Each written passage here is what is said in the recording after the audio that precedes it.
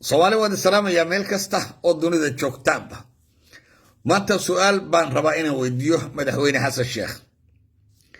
Jimciyadda Quruumaha ka dhaxaysa khudbadii uu ka jeediyay iyo warayshiyadii uu bixiyay baan rabaa inaan anarba su'aalood ka weydiiyo. Jimciyadda Quruumaha ka dhaxaysa maanta waa sanadkii ugu fiicnaa bay ahayd. Wax wanaagsan bay ku dhawaaqdo samaysay. Wadamadii meesha ka hadlay marka aad dhegaysato waad qiiroonaysaa. Wadanka Colombia, Argentina, Brasilia, Portugal, Spain, Faransiiska, Indonesia, yani xataa kuwii quruudaha Afrikaankii si fiican bay u hadleen oo hogaaminayay ninka la yidhaahdo madaxweynaha South Africa Xasan Sheekh Ismaaciil Umar Geelle dhammaantood meel baa la wada maray maanta aamusnaantii way dhammaad silenkii waa laga baxay indhaha saa la yidhaahdo lagu eegayay Falastiin iyo yuhuudda lagu daawanayay ma jirto yuhuuddi runtaa loo sheegay reer walba runtuu u sheegay caalama taaladkii iyo caalam alcarab Xasan Sheekh wuxuu yidhi damiirku dadka waa inuu xakumaa oo waxa halkaa ka dhacaya wax la daawan karo ma ahayn dunida ayaa ceeb ku tuuri inay waxaasi ka dhacaan gaasa inay waxaasi ka dhacaan xasuuqa genocide-kaan arkayni inuu dhaco damiir xumo ahayd buu yidhi Xasan Sheekh saasuu yidhi yaa xasan caalam alislaam baa damiir ka ogay ma cindahum damiir caalam alislaam weliba khaasatan caalam alcarab ضمير ماله لا عندهم ضمير ماله هبي يراتي ماله ضمير كودو بري هرور بنتي مركي دتكي كلماتك كعين اي يغنا صعب كذا وطبيا واما غرود داير رضي افريكان كها يوغا اول بتردكم يجرين لكن ما انت صف هوري كجيرين marka la hadlayo warkooda waa la maqlay dunidii saas isku badashay aduguna si fiican baad wada shii Ismaaciil Umar Geelle Xasanow waxaan rabaa su'aal inaan ku weydiiyo adigu madaxweynaad ka tahay dalka Soomaaliya markii maamulkii Hargeysa ay ku duuleen laascaano madaxweynaad ka ahay markii dadkii shacabka ahaa ee defenseless-ka ahaa ee saxaabolada ahaa ee hubka sidan artillery-ga iyo madaafiicda iyo BM kala la dhacay ee guryahoodii la gubay ee dhaqtaradoodii la gubay ee iskuuladii la gubay ee iyaga la qixinayay ee dhalinyaradu dhimanaysay madaxweynaad waa Soomaaliya waad arkaysay xasuuqii meesha ka dhacay genocide-kii laga geystay laascaano addaatay madaxweynaha hadaladii aad oran jirtay haddaan ku xasuusiyo waxaad oran jirtay dadkan isdilaya dagaalka joojiyaan wax istilayana ma jirin waxaa jiray aggression iyo victim dad ku soo duulay shicib ku soo duulay oo aggression ahaa oo leynayay oo xasuuqayay oo sadad ugu sheegtay qabaayil weeye Soomaalida qabiil ku soo duulay oo waxba u lahaadeen oo hanbayni waad arkaysa ma la oran kara qayb baad ka ahayd marka dagaalkaas idin adaa madaxweyne dalka Soomaaliya oo ay markaad hadlaysana waxaad lahayd dadka istilaya xabadda ha joojiyaan masaajidkaad ka oranaysa xasuuq maana ka dhacay dalka Soomaaliya adigaana Soomaaliya mas'uul ka ahaa haddii marka aad joojin lahayd ood xaqan la safan lahayd intaasoo dhimashay ma dhacdeen intaasoo dhaawacina ma dhaceen intaasoo burburina ma dhaceen haddaad samayn lahayd ood kaalintaada ka soo bixi lahayd at that time dadkii la xasuuqay intaa leeka lama xasuuqeen intaasi ma barakacdeen ummadaasi lama baabi'iyeen yaa markaa dambigaa iska leh arrinkaa ma ka jawaabi kartaa idan madaxweynead marka ahayd xasuuqaana waad arkaysa kaa baa ka dhacay xasuuqa iminka gaasoo kala arkayso dadkaas cuntana looma geynin biyana looma geynin iyaguna waxba cunin bay dagaalamayeen oo iska celinaya dadkii ku soo duulay ilaahay baa u gurmaday iyaga ka waran ilaahay abuuray baa u gurmaday oo siigacaas qoladii kale ku rogay oo u legday oo kii iyaga garaacaya bay qabteen laakiin damiga halkaa ka dhacay xasano u yaa iska lahaa qayma ka ahayd wax ma ka qaban karaysay سؤال waxaan jeclaan lahaa war ii fogeeyo cajaladeeda inaad iga jawaabto inaan jeclaan lahaa waa kow ta kale waxaa tiri Soomaalidu waa qabaa'ilka waqooyi galbeed assistant baan sinabat waxa la wixii samafal ee horumarina loo sameynayna waan ogol lahay Bruxelles baan ugu seexaa tiri in iyaga toos loola xidhiidho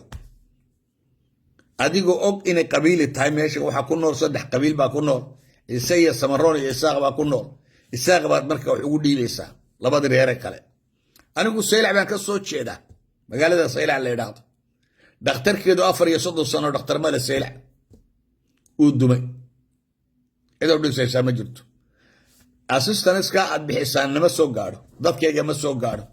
dadkaygu ceelal bay u baahan yihiin maatadaan kula hadlaayo ceelal biyay u baahan yihiin iskuullay u baahan yihiin dhakhtar bay u baahan yihiin midna male adiga la dowlad baan assistance siinaa reer baad assistance siisaan miyayna qalad ahayn qabiil baad siisaan dhaqaalaha siisaan iyaga keligooda dhaqaalahana mishaar bay ka dhigtaan waa iyaga un dadka kale kuma jiraan mayna taasina qalad ahayn xasanow inaan qabaa'il baan nahayn qabiille isa saaran ad reer wax ugu dhiibto dhaqaalihii iminka ay soo bixisay soomaaliya ee abaarihii ka dhacay meeshaa ka dhacay lacagtii ma soo gaadhin dadkayga raashinkii jabuuti wax uga dambeeyey ma jiro wax soo gaadhay ma jirto wixii dunida kala bixisay warkeeda iyada iskaba dhaaf tiyaan arkayna xamar aad bixiseen nama soo gaadhin weli dadkayga sidii bay waraadan yihiin ceelal biyaa bay u baahan yihiin oo loo qodo si ay u noolaadaan taasina soo qalad maa xasanow mise waa sax bay kula muuqataa adaan jawaabtaa kaa sugaya please waxaan rabaa xasan sheekh inay cajaladaasi gaadho soomaaliya waxa kaloo ugu dambayntii aan rabay xeerkii ciise buuggii xeerka ciise ee unesco ansixisay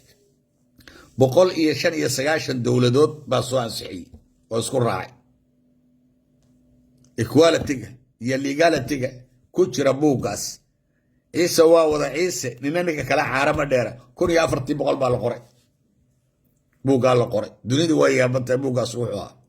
dunida oo dhan baa isku raacday in la hirgeliyo unesco soo ogolaatay waxaa lagu qabanayaa saylac abtiyo waa diidan yahay waa reerka keliya ee soomaaliyeed ee xeerkaas soomaaliyeed ee unesco ay soo ogolaatay ee 195 dowlad ogolaadeen waa reerka quray ka hor yimid haddii lagu qabto waan dagaalamaynaa bay leeyihiin haddaad aragtaan meelaha shalay baxaalay boorama hablo ka hadlayay abareeraha waxaasay lahay 12 iyagoo ah macaragu ku jiraan saasay lahaayeen markaa su-aasheedu waxa weeye abtee weydiinaya ma buugganaad is haysaan mise ciise aad is haysaan haddii aad buuggan is haysaan buugga unesco qortay inagu dad ehel iyo qaraabaan nahay famil baan nahay ka dacwooda annaga idiin raacayna unesco united nationka qaybta hidaha iyo dhaqanka iyo cilmigaana idiin raacayna oo leenahay abtee oo cadhoonaya ee balla hadla oo waxbaa qaldane iyagaa ka jawaaba loo yara qabsanayna hadday aad buugga ka dacwoonaysaan haddii aad ciise ka dacwoonaysaan waa another baab ciise maanta waa dowlad awood le weeyaan waa qabiilka qura ee geeskan afrikada amba afrikada madow isagu dowlada ee cirka wax ka duqayn kara dhulka wax ka duqayn kara baddana wax ka duqayn kara dhaqaale siyaasadeed iyo dhaqaale militarina leh labadaba xoog military xoog dhaqaale iyo xoog siyaasadeed inta uu leeyahay markaa ma idinla tahay inaad hor joogsan karaysaan kuma dhawaaqeen lagama dhawaaqeen ceelgaal dooxa ceelgaal hadday ka baqayaan cid ciise ka baqaayo halkaa lagama dhawaaqeen oo inta la soo maray oo dhan ma soo calaamadeeyeen ma nin baa laga hayaa haddii aan shimbiro ka baqayna hadhuur ma beeraneen ciise cid ka baqayaa ma jirto cid uu ka baqayo uu maanta wax weydiinayaa haba yaraatee ma jirto taa waa inaad ogta abtiyo laakiin haddii buuggan aad ka dacwoonaysaan buugga unesco la tagaya annaguna waan idin raacayna annaguna waanu idin raacaynaa oo waan idin garab joogsanaynaa oo waan idinla qabanaynaa haddii aad buuggaa ka dacwoonaysaan laakiin ciise haddaad ka dacwoonaysaan waad luuskaraysaan waayo ciise waa dowlad dowladda qura geeska afrika ka jirtay qabiila kama dacwoon karaysid